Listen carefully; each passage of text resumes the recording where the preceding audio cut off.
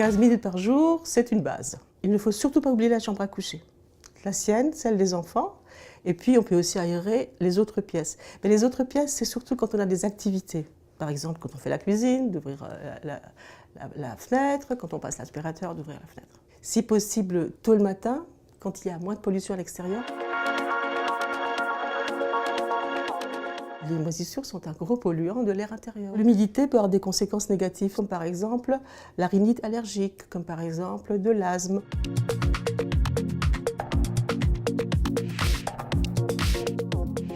Alors on s'en débarrasse avec du bicarbonate de soude qui est vraiment très efficace.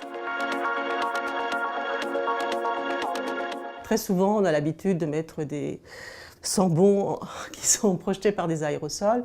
On utilise très souvent de l'encens, on utilise aussi des huiles essentielles. Tout ce qu'on rajoute, c'est rajouter en réalité la pollution. Ce n'est pas en mettant ce genre de produit, quel qu'il soit, que vous arriverez à évacuer les molécules qui sont là. Pour évacuer les molécules polluées, il faut aérer.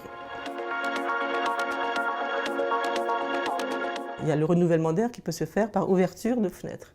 Mais on peut aussi mettre en place des systèmes. Et ces systèmes mécaniques sont très efficaces quand ils sont bien posés, quand ils sont bien entretenus et quand ils sont bien mis en œuvre. Il faut nettoyer régulièrement les bouches, donc dans la salle de bain ou dans les WC, là où vous les trouvez.